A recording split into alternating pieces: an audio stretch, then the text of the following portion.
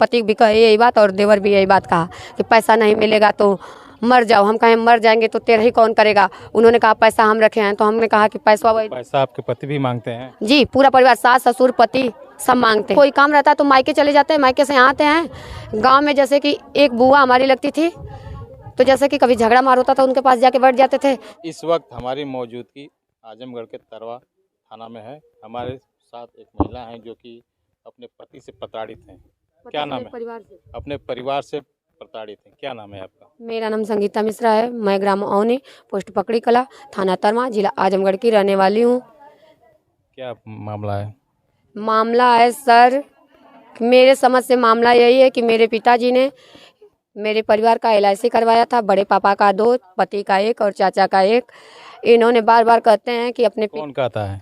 पूरे परिवार वाले कहते हैं। परिवार में कौन कौन है? सास कहते हैं, ससुर कहते हैं, देवर कहते हैं, पति कहते हैं। नहीं तो मैं 1 नंबर चला रही थी। मेरी बहन की शादी 22 नवंबर को थी और 25 नंबर तक चेक करिए। जैसे कि कहें कि खेतवा बेचे हैं तो दे दें। हमने कहा कि खेतवा बेचे हैं तो बेटी की शादी के लिए बेचे हैं, आपको नहीं देंगे।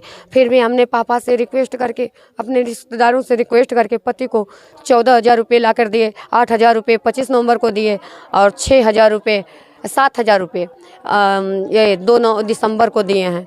जबकि फ़ोन पे बात हुई है कि पैसा लेकर आना तो आना, नहीं तो नहीं आना। पति भी कहे यही बात और देवर भी यही बात कहा कि पैसा नहीं मिलेगा तो मर जाओ। हम कहें मर जाएंगे तो तेरा ही कौन करेगा। उन्होंने कहा पैसा हम रखे हैं, तो हमने कहा कि पैसा आपके पति भी मांगते हैं? जी, पूरा परिवार, सास ससुर पति सब मांगते हैं।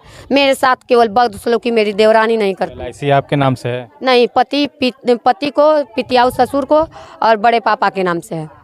उसमें आपका क्या रोल है?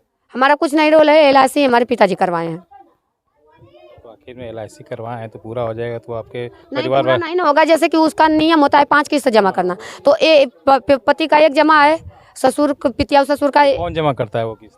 वो किस्त जमा ही नहीं है, निरस्त हो गई है। वही जैसे कहें कि हमारा पैसा डूबा है तो उसको तुम FIR करो, 1 लाख रुपये पापा से मांगो।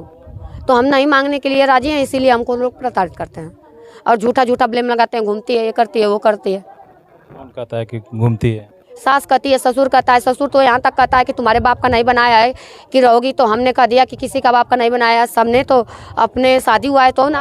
आपने अपने लिए क्या किया सुरक्षा के लिए? किसी के पास गए? हाँ, 1090 पे गए, 181 पे गए।